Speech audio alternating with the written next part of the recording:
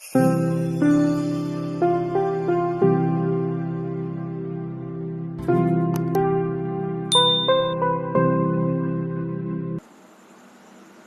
Very good morning to all of you. स्वागत है आप सभी का हमारे यूट्यूब चैनल अचीवर्स में। मैं हूं श्वेता और आज की इस वीडियो में मैं डिस्कस करूंगी 27 मार्च 2021 के इम्पॉर्टेंट करंट अफेयर्स के क्वेश्चंस को एंड इसके साथ साथ हम लोग देखेंगे बहुत सारे इम्पॉर्टेंट इन्फॉर्मेशन। ओके, तो चलिए देखिए इस सेशन में हम लोग क्या क्या डिस्कस करने वाले हैं। यहाँ देखिए इंटरनेशनल न्यूज़ होगा, नेशनल न्यूज़ होगा, ऑब्चुरी के क्वेश्चन होंगे, ऑब्चुरी के क्वेश्चंस एंड उससे रिलेटेड जो जितने भी रिसेंटली के ऑब्चुरी हैं उसको भी हम लोग एक बार रिवीजन करेंगे। स्पोर्ट न्यूज़ होगा, इम्पॉर्टेंट डे होगा, अवार्ड्स एंड ऑनर को देखेंगे, ठीक है। एंड मोस्ट स्पेशल जो है आज का रिट्स, ठीक है। रिट्स देखिए अध्यादेश, राइट। तो रिट्स कॉन्स्टिट्यूशन में कितने प्रकार के रिट्स हैं, ये सारे जितने भी प्रकार के हैं सारे को हम लोग सेपरेटली डिस्कस करेंगे। ओके, सो आज का ये लेक्चर जो है ओवरऑल आपके लिए काफ़ी बेनिफिशियल होने वाला है। ओके गाइज, तो वीडियो को लास्ट तक देखिए एंड अच्छा लगे तो लाइक एंड शेयर जरूर कीजिए। ओके, तो चलिए स्टार्ट करते हैं आज का सेशन। इंटरनेशनल न्यूज़ देखिए आज का। हाल ही में स्वेज नहर चर्चा में है। स्वेज नहर जो है रिसेंटली न्यूज़ में है। अब न्यूज़ में क्यों है ये अगले पार्ट में हम लोग देखेंगे। नेक्स्ट देखिए क्वेश्चन, जेसिका वाल्टर मशहूर अभिनेत्री का 80 वर्ष की उम्र में निधन हो गया। तो ये ऑब्चुरी का क्वेश्चन हो गया। नेक्स्ट देखिए, हाल ही में संसद द्वारा NBFID विधेयक पारित किया गया है। NBFID क्या है इसके बारे में हम लोग आगे के पार्ट में जानेंगे। नाउ नेशनल न्यूज़ देखिए आज का फर्स्ट न्यूज़ है, हाल ही में भारतीय विशिष्ट पहचान प्राधिकरण यानी UIDA का CEO सौरभ गर्ग को नियुक्त किया गया है, ठीक है। नेक्स्ट देखिए, ये अपॉइंटमेंट का क्वेश्चन था। नेक्स्ट देखिए, हाल ही में मशहूर गायिका आशा भोसले को महाराष्ट्र सरकार के सर्वोच्च पुरस्कार महाराष्ट्र भूषण अवार्ड से सम्मानित किया जाएगा, ठीक है, आशा भोसले जी को, राइट। तो इस अवार्ड के बारे में हम लोग जानेंगे। नेक्स्ट देखिए, एशियन मूवीज पल्स वेबसाइट की रिपोर्ट के मुताबिक एशिया की 40 बेस्ट एक्शन फिल्मों में गैंग्स ऑफ वासेपुर 2 भारतीय बॉलीवुड फिल्म को जगह दी गई है, ठीक है। ओके, नेक्स्ट क्वेश्चन देखिए, WWE ने भारतीय रेसलर द ग्रेट खली को हॉल ऑफ फेम 2021 में शामिल किया गया है, ठीक है। तो ये सारे इंफॉर्मेशन जो है हम लोग इनके बारे में देखेंगे नेक्स्ट पार्ट में।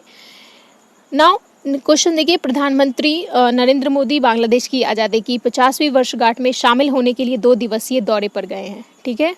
बांग्लादेश के बारे में हम लोग बहुत सारे इंपॉर्टेंट इन्फॉर्मेशन को जानेंगे। नेक्स्ट देखिए, विश्व रंगमंच दिवस हर वर्ष 27 मार्च को मनाया जाता है।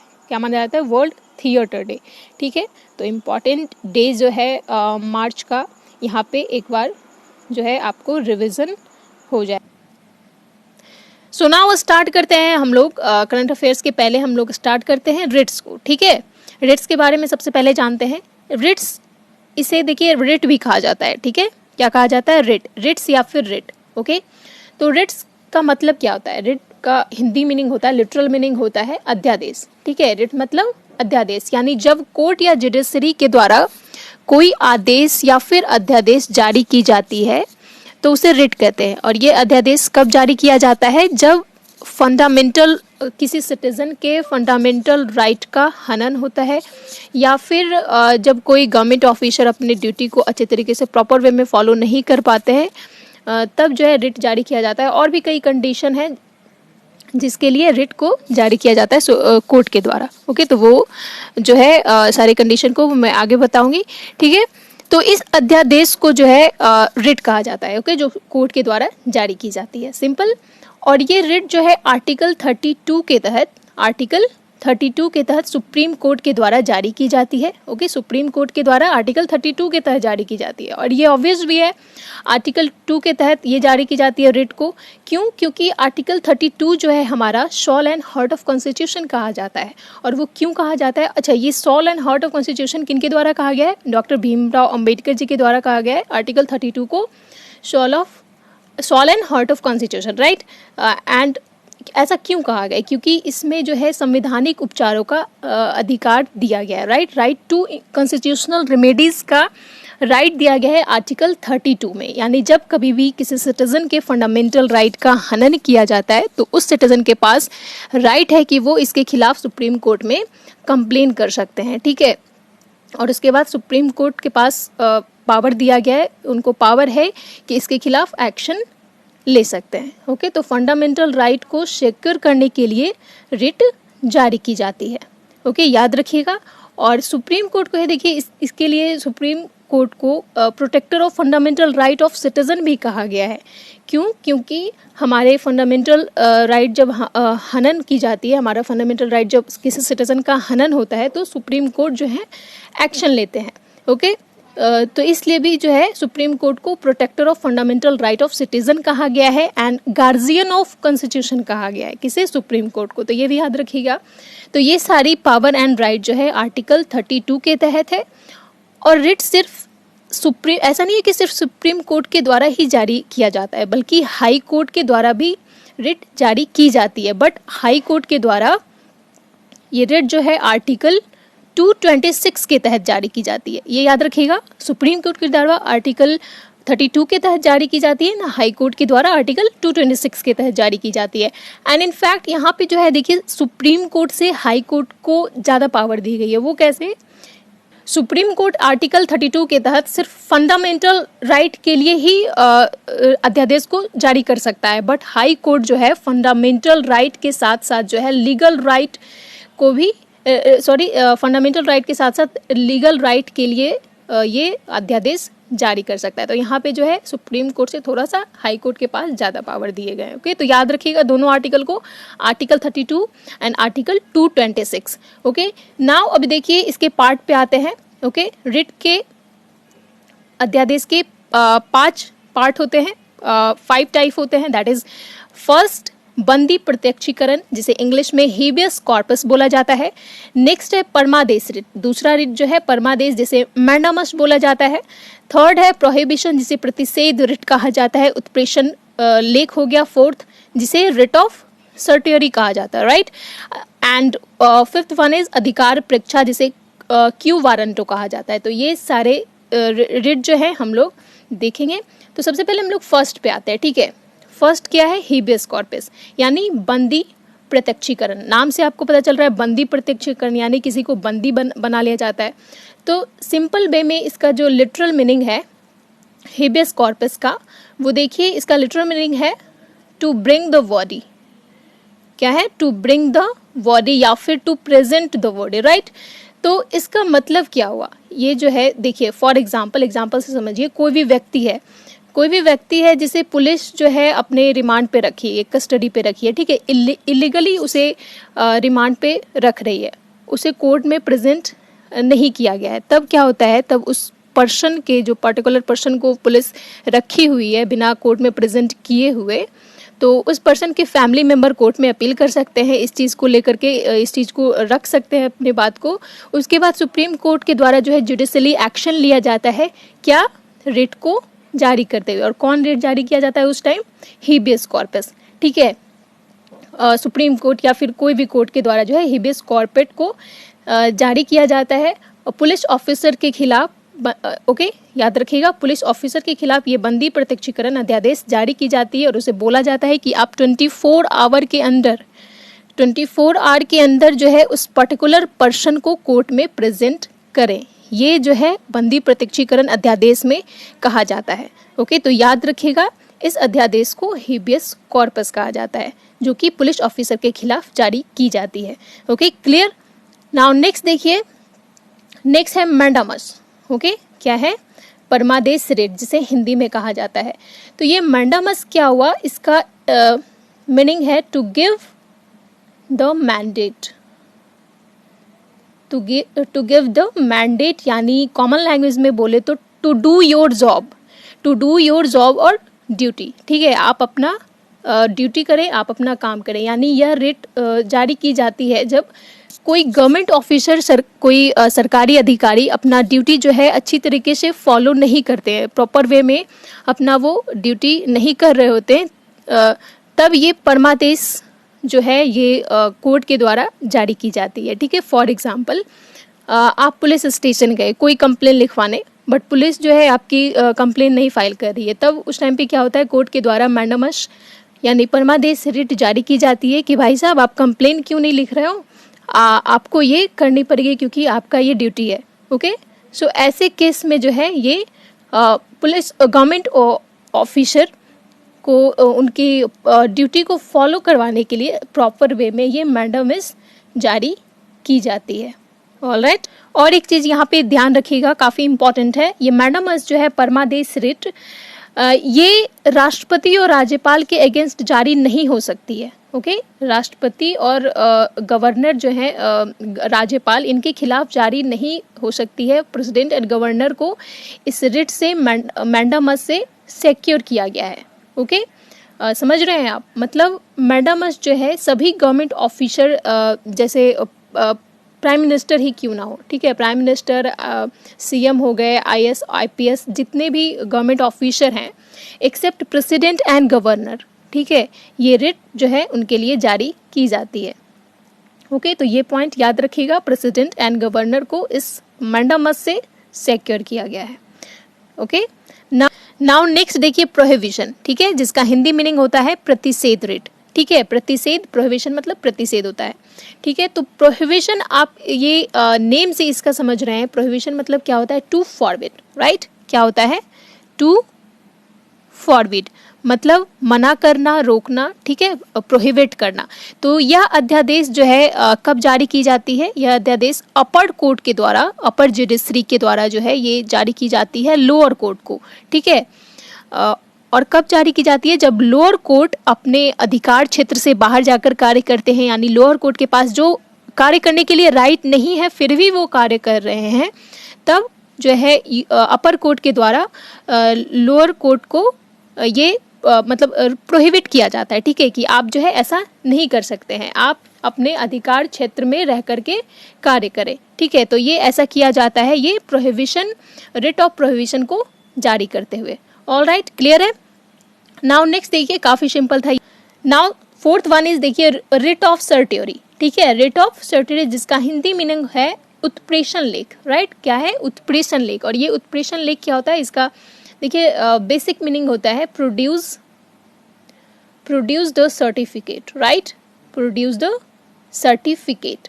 मतलब देखिए ये रिट जो है रिट ऑफ सर्ट्योरी ये दो कंडीशन में जारी की जाती है। फर्स्टली जब कोई लोअर कोर्ट जो है, जैसे देखिए प्रोहिबिशन भी अपर कोर्ट के द्वारा लोअर कोर्ट के लिए जारी की जाती है और उत्प्रेषण लेख भी अपर कोर्ट के द्वारा लोअर कोर्ट को जारी की जाती है। मतलब जब कोई फर्स्ट कंडीशन, जब कोई लोअर कोर्ट किसी भी केस में फैसला सुनाता है अपना, तो अपर कोर्ट के पास ये राइट है, अपर कोर्ट के पास ये पावर है कि लोअर कोर्ट के फैसले को प्रमाण मांगता है, ठीक है, डॉक्यूमेंट का डिमांड करता है। और यह प्रमाण जो है ये अध्यादेश को जारी करते हुए यानी उत्प्रेषण लेख को जारी करते हुए की जाती है, ठीक है। फॉर एग्जांपल, आप एग्जांपल से समझिए, हाई कोर्ट में जो है, हाई कोर्ट का एक केस है, हाई कोर्ट में दो लोगों का केस चल रहा होता है, first person and second person, ठीक है। तो हाई कोर्ट जो है ये अपना फैसला सेकेंड पर्सन के फेवर में सुनाते हैं, ठीक है। तो फर्स्ट पर्सन के फैमिली में फर्स्ट पर्सन वाले जो लोग हैं वो क्या होता है कि फर्स्ट पर्सन वाले लोग भड़क जाते हैं और वॉयलेशन क्रिएट हो जाता है, काफ़ी विवाद हो जाता है। तो उस टाइम पे सुप्रीम कोर्ट जो है हाई कोर्ट से सर्ट्योरी जारी करते हुए लिखित में डॉक्यूमेंट में जवाब मांगती है कि आप इस केस का प्रूफ दीजिए, राइट। तो उस अध्यादेश को क्या कहते हैं, रिट ऑफ सर्ट्योरी, ओके। उस ऐसे केस में रिट ऑफ सर्ट्योरी को जारी की जाती है। ये तो फर्स्ट कंडीशन हो गया। नेक्स्ट देखिए, दूसरा एक और कंडीशन पे ये रिट जारी की जाती है जब लोअर कोर्ट में केस जो है, कोई भी केस लंबे समय से चली आ रही है, सॉल्व नहीं हो पा रही है, पेंडिंग है, या फिर केस की संख्या जो है लोअर कोर्ट में अधिक हो जाती है, तब जो है अपर कोर्ट के द्वारा जो है रिट ऑफ सर्ट्योरी जारी करते हुए कहा जाता है कि भाई साहब आप जो है केस को हमारे पास ट्रांसफ़र कर सकते हैं, ठीक है। ट्रांसफ़र करने के लिए ये कहा जाता है किसमें, उत्प्रेषण लेख में, ठीक है। उत्प्रेषण लेख अध्यादेश को जारी करते हुए ट्रांसफ़र करने के लिए लोअर कोर्ट को कहा जाता है। तो ये दो कंडीशन है जब रिट ऑफ सर्ट्योरी जारी की जाती है अपर कोर्ट के द्वारा लोअर कोर्ट पे। ओके, सो ये था उत्प्रेषण लेक नाउ एंड इसका लास्ट है क्यू वारंटो, ठीक है। Fifth one is quo warranto, जिसका हिंदी मीनिंग है अधिकार परीक्षा, ठीक है। ये कब जारी की जाती है ये सुनिएगा। देखिए, कोई भी ऐसा पर्सन, ये रिट जो है काफ़ी इंपॉर्टेंट है। क्यू वारंटो जो है यहाँ से काफ़ी टाइम यहाँ से क्वेश्चन पूछे जाते हैं मोस्टली, तो काफ़ी इंपॉर्टेंट है, याद रखिएगा। कोई भी ऐसा पर्सन जिसने कोई गवर्नमेंट पोस्ट धारण कर रखा हो बट वो जो है उस पोस्ट के लिए डिजर्विंग नहीं हो, ठीक है, वैसे केस में क्या होता है, वैसे केस में कोर्ट के द्वारा क्यू वारंटो जारी किया जाता है। और क्यू वारंटो जारी होने पे उस व्यक्ति को जवाब देना पड़ता है कि आप जो है आपने किस बेसिस पे यह पोस्ट को होल्ड कर रखा है, ठीक है। फॉर एग्जांपल से समझिए, कोई भी, जैसे आप देखे होंगे अभी गवर्नमेंट जॉब की वैकेंसी निकलती है तो कई लोग पैसा दे करके 10 लाख 20 लाख दे करके जो है पोस्ट पे चले जाते हैं, ठीक है, बिना एग्ज़ाम क्वालिफाई किए हुए।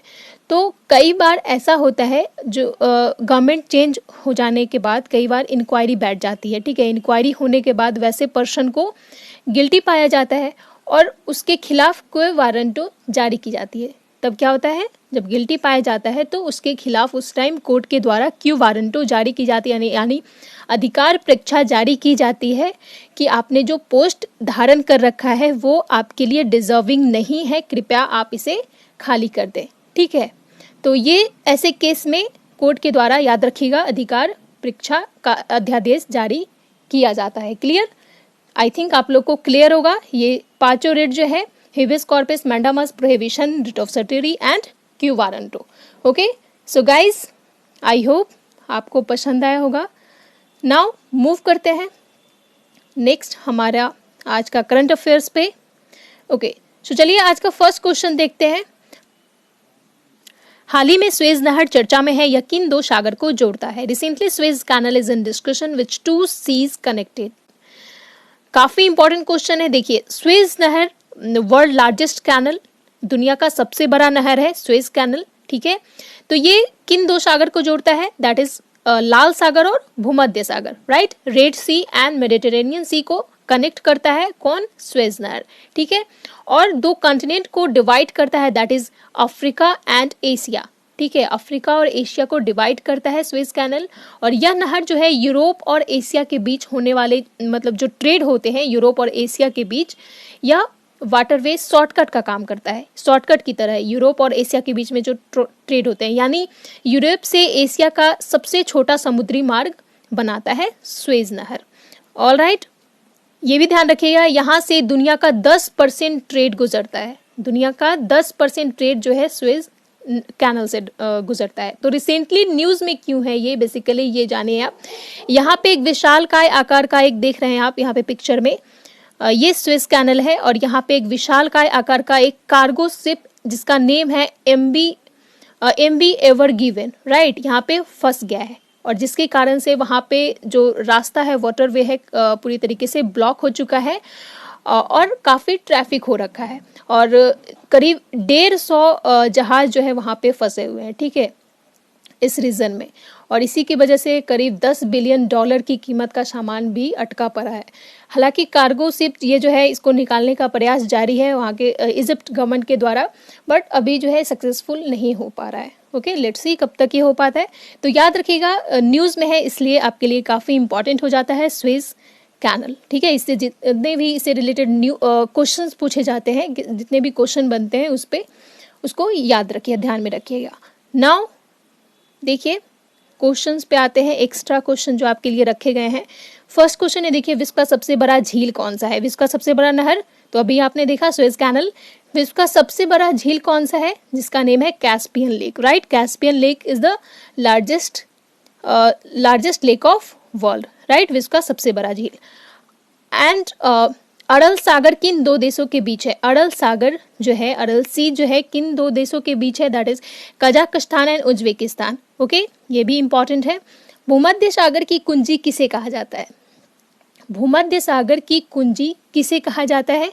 इसका याद रखिएगा, जिब्राल्टर, ठीक है। जिब्राल्टर स्ट्रेट यानी जिब्राल्टर जलसंधि को कहा जाता है भूमध्य सागर की कुंजी। नाउ कौन कौन से देश स्वेज नहर से अपनी सीमा साझा करते हैं, यानी कौन कौन से कंट्री जो है जिनका coast line border Suez Canal से शेयर होता है। तो इस देखिए 4 कंट्री है, दैट इज इट्रिया हो गया, सूडान, इजिप्ट एंड यमन। ठीक है, Eritrea, Sudan, Egypt and Yemen जो है जिसका बाउंड्री लाइन, कोस्ट लाइन जो है ये स्वेज नहर से टच होता है। Now next question, evergreen marine कहाँ की कंपनी है? एवरग्रीन मरीन ये जो है ताइवान की कंपनी है। ओके, सो ये सारे इंपॉर्टेंट क्वेश्चन ध्यान में रखिएगा। नाउ नेक्स्ट क्वेश्चन पे आते हैं। देखिए अगला क्वेश्चन है आपका, हाल ही में भारतीय विशिष्ट पहचान प्राधिकरण का सीईओ किन्हें नियुक्त किया गया है?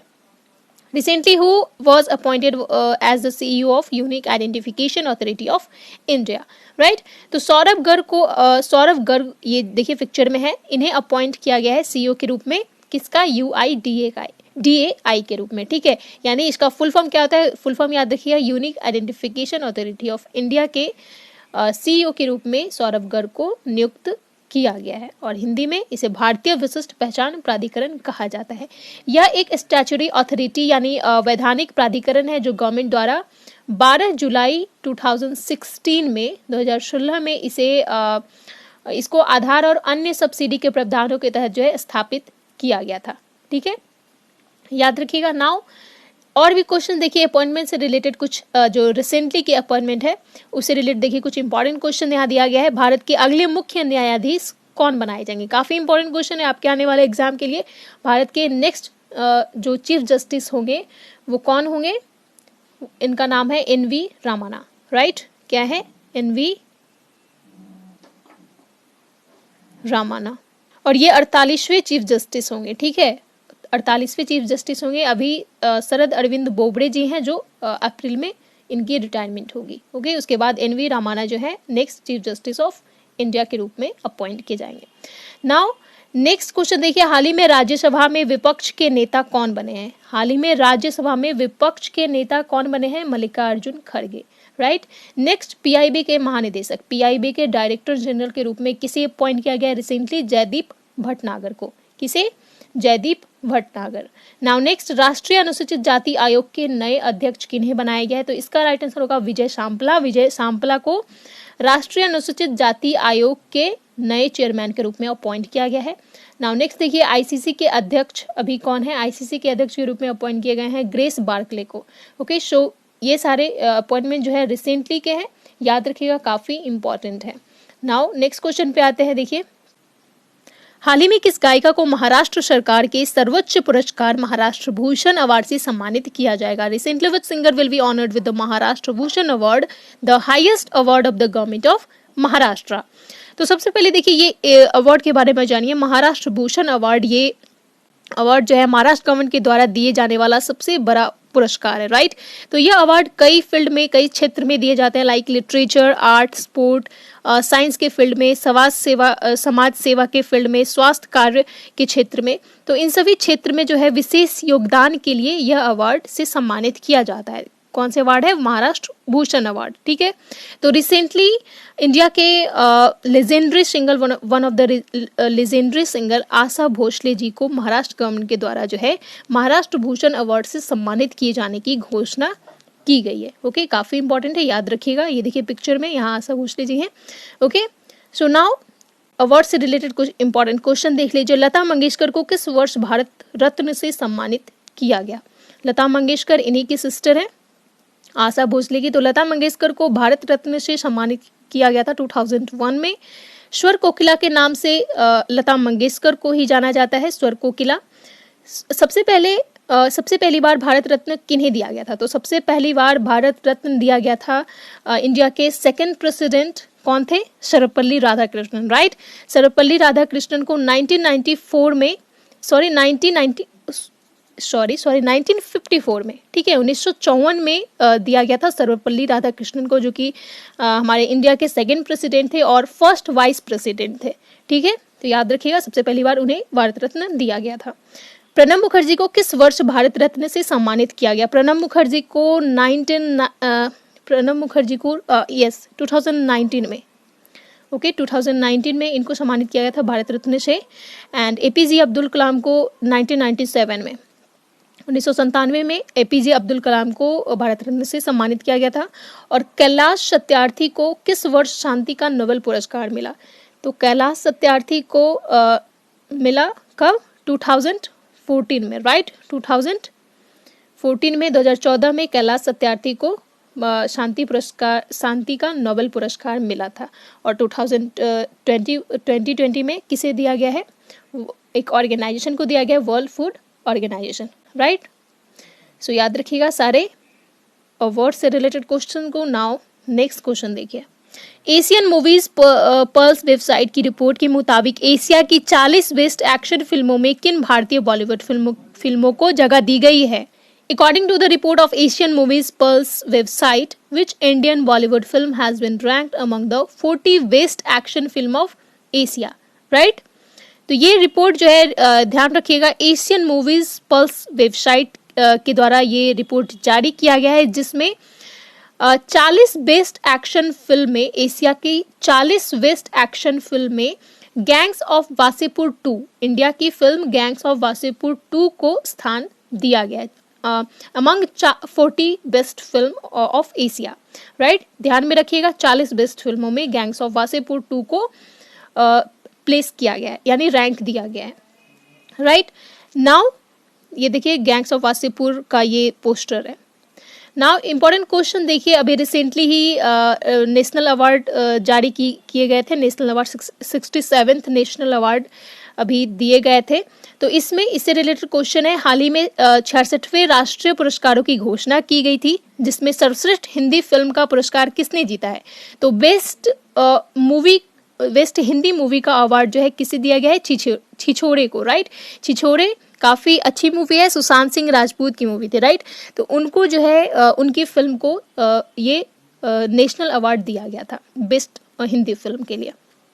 नाउ नेक्स्ट क्वेश्चन देखिए, राष्ट्रीय पुरस्कारों सर्वश्रेष्ठ अभिनेत्री के रूप में किसे सम्मानित किया गया? राष्ट्रीय पुरस्कार की घोषणा हुई है, जिसमें सर्वश्रेष्ठ बेस्ट एक्ट्रेस का अवार्ड दिया गया है किनको? कंगना रनावत को, ठीक है? कंगना रनावत उनकी फिल्म मणिकर्णिका और दूसरी फिल्म उनकी पंगा के लिए दी गई थी, ठीक है? ये भी याद रखिएगा। नाउ बेस्ट एक्टर किन्हें दिया गया है? आपके मनोज बाजपेयी, ठीक है? मनोज बाजपेयी को दिया गया है बेस्ट एक्टर का अवार्ड। नाउ नेक्स्ट क्वेश्चन देखिए, international federation of film archives यानी FIAF, ठीक है? International federation of film archives द्वारा किस भारतीय अभिनेता को सम्मानित किया गया? तो ये काफ़ी इंपॉर्टेंट क्वेश्चन है। ये जो है FIAF के द्वारा जो है किसी पहले भारतीय अभिनेता हैं जिन्हें सम्मानित किया गया है, और वो है big B, that is Amitabh Bachchan, ठीक है? अमिताभ बच्चन को ये सम्मान से सम्मानित किया गया है, ओके? तो ये याद रखिएगा, काफ़ी इंपॉर्टेंट है। नेक्स्ट क्वेश्चन देखिए, दादा साहब फाल्के पुरस्कार 2021 में किसे बेस्ट एक्टर का अवार्ड दिया गया था? तो इसका राइट आंसर होगा अक्षय कुमार को, उनकी फिल्म लक्ष्मी के लिए दिया गया था दादा साहब फाल्के अंतर्राष्ट्रीय पुरस्कार, अंतर्राष्ट्रीय नहीं, राष्ट्रीय पुरस्कार होगा। नाउ मूव करते हैं नेक्स्ट क्वेश्चन पे। देखिए नेक्स्ट क्वेश्चन है हमारा, हाल ही में संसद द्वारा NBFID विधेयक पारित किया है, इसका पूर्ण रूप क्या है? Recently NBFID bill has been passed by parliament, what is its full form, right? तो इसका फुल फॉर्म होगा national bank for financing infrastructure and development. क्या है? National bank for financing infrastructure and development, ये इसका फुल फॉर्म है, याद रखिएगा, काफ़ी इंपॉर्टेंट है।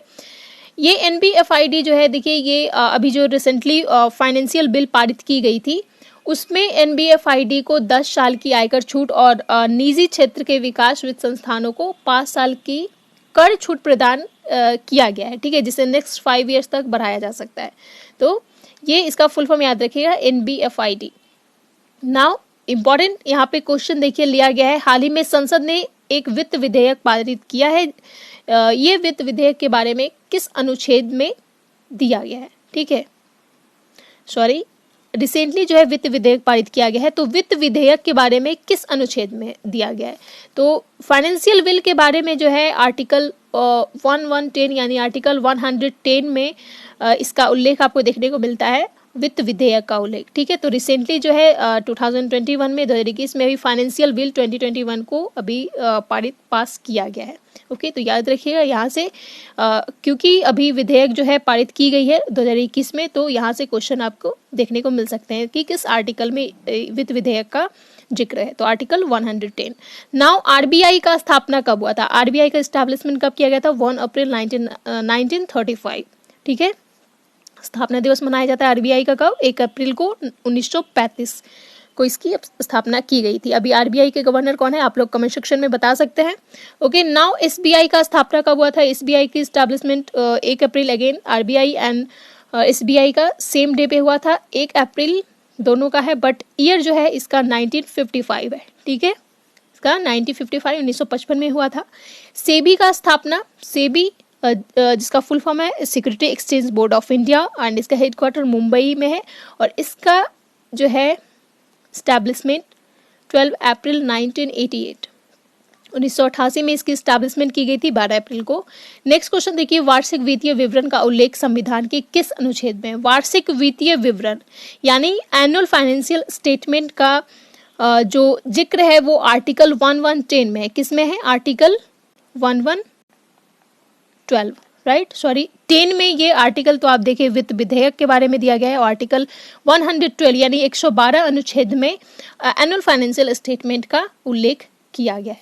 ऑलराइट, सो सारा इंपॉर्टेंट क्वेश्चन जो है आपको याद रखना है। नाउ नेक्स्ट क्वेश्चन देखिए, किस मशहूर अभिनेत्री का 80 वर्ष की उम्र में निधन हो गया है? Which famous actress has dead at the age of 80? तो ये इसका राइट आंसर होगा Jessica Walter, right. Jessica Walter ये अमेरिकन एक्ट्रेस थी, जिनका काफ़ी फेमस एक्ट्रेस थी, तो इनका रिसेंटली जो है डेथ हो गया, तो याद रखिएगा। ऑब्जेक्टिव का क्वेश्चन है। नाउ कुछ और क्वेश्चन देख लीजिए जो रिसेंटली के हैं ऑब्जेक्टिव के। फर्स्ट क्वेश्चन देखिए, मिस्र की किस प्रसिद्ध नारीवादी मनोचिकित्सा और उपन्यासकार नोवेलिस्ट का निधन हो गया है, जिनके लेखन ने दर्शकों से चली आ रही रूढ़िवादी समाज में विवाद को जन्म दिया है? ओके, सो नवल सादवी जो है ये इजिप्ट की फेमस मनोचिकित्सक थी, नोवेलिस्ट थी, जिनका रिसेंटली डेथ हुआ था। ठीक है, याद रखिएगा ने नवल सादवी। नाउ नेक्स्ट, सेबी के पूर्व अध्यक्ष का नाम क्या था जिनका हाल ही में निधन हुआ है? तो उनका नाम था जीवी Ramakrishna, right, G V Ramakrishna, former chairman of SEBI, जिनका रिसेंटली डेथ हुआ था। किस देश के पूर्व प्रधानमंत्री महमूद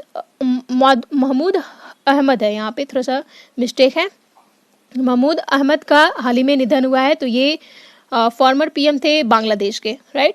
हाल ही में किस देश के प्रधानमंत्री हामिद बाकायोके का निधन हुआ है? तो ये जो थे ये आई थिंक आइवरी कोस्ट के प्रधानमंत्री थे, जिनका रिसेंटली निधन हुआ है। ऑलराइट, सो ये सारे ऑब्जेक्टिव अभी रिसेंटली के थे, ये आपको ध्यान में रखना है।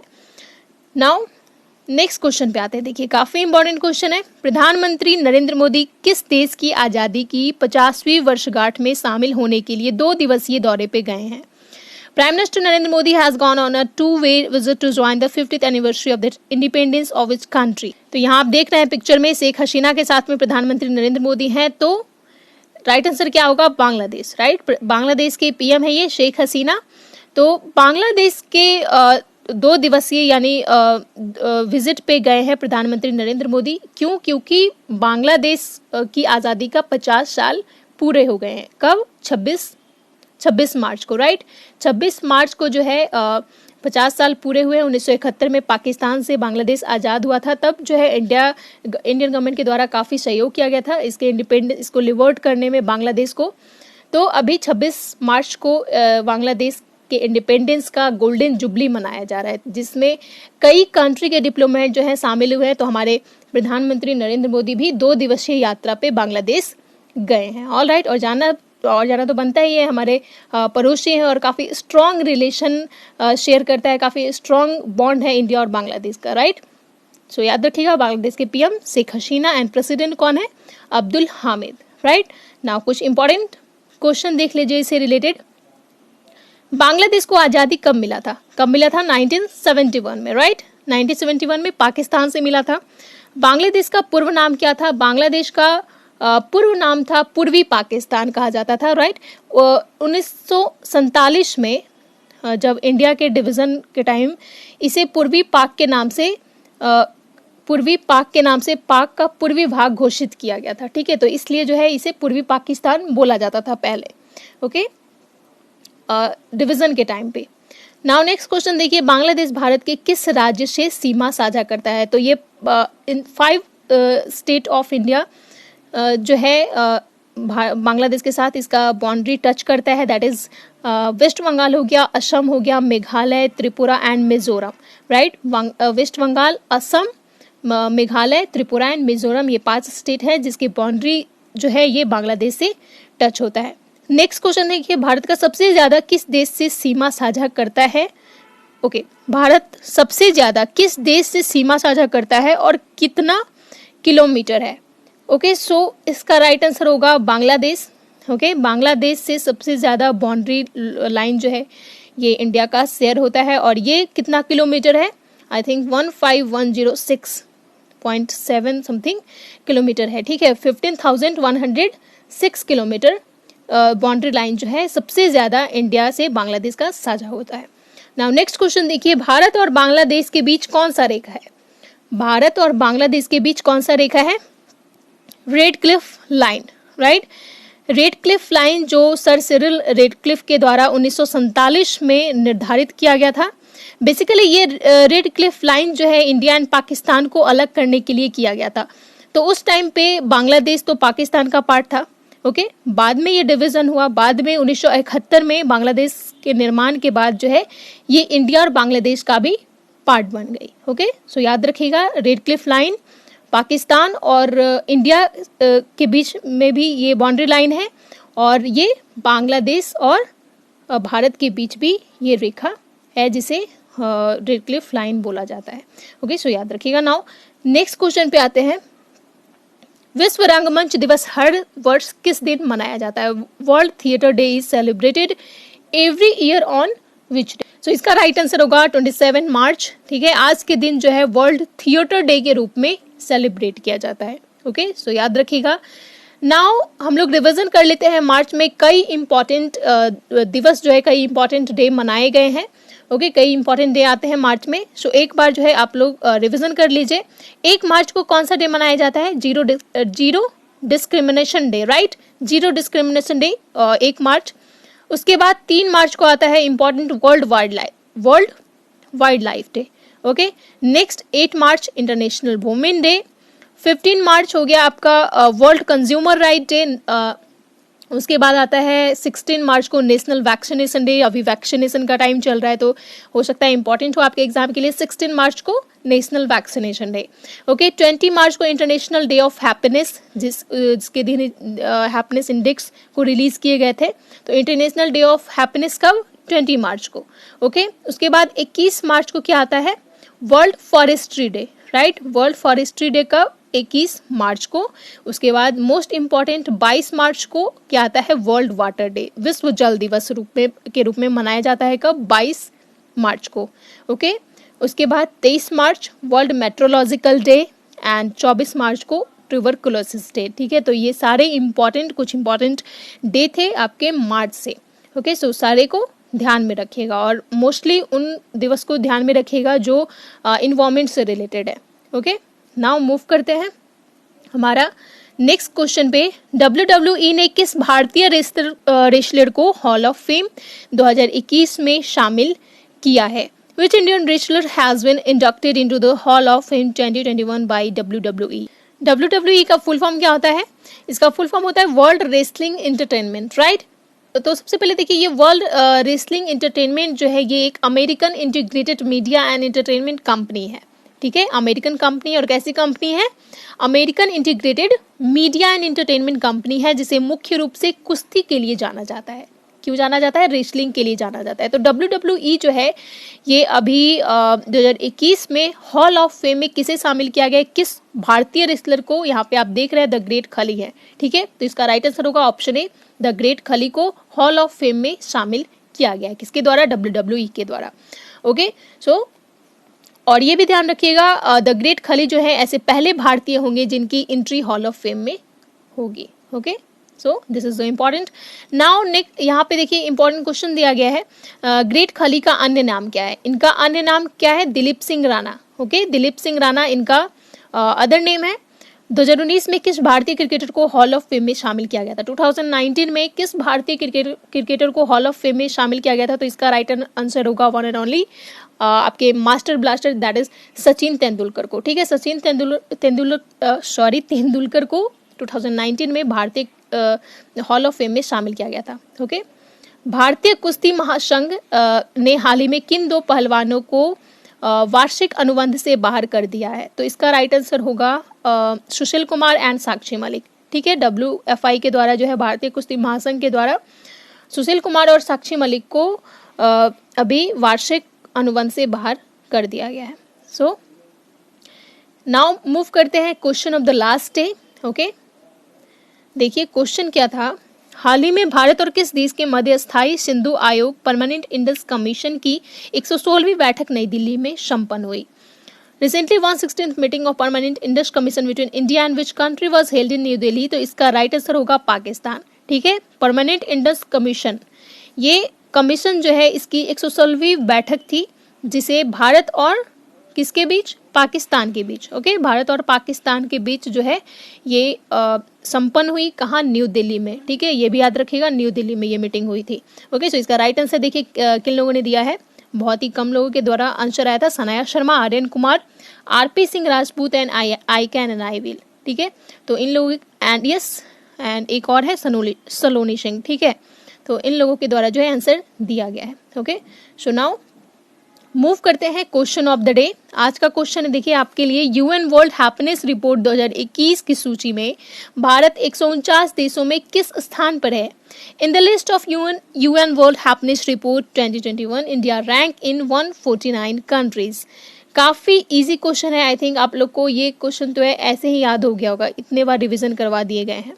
ओके, सो ऑप्शन दिए गए हैं 139, option B 135, option C 114, option D 131। So इसका राइट आंसर क्या है आप लोग को ऑब्वियसली पता है। सो इसका राइट आंसर कमेंट सेक्शन में दीजिए। ओके गाइज, सो ये था हमारा आज का करंट अफेयर्स। यहाँ आपका करंट अफेयर्स जो है समाप्त होता है। आई थिंक आप लोग को पसंद आया होगा। Then please do like and share, video को शेयर कीजिए, लोगों में लाइक कीजिए। ओके, नाउ मिलते हैं नेक्स्ट वीडियो में। लास्ट तक बने रहने के लिए आप लोग सभी का बहुत बहुत धन्यवाद। जय हिंद।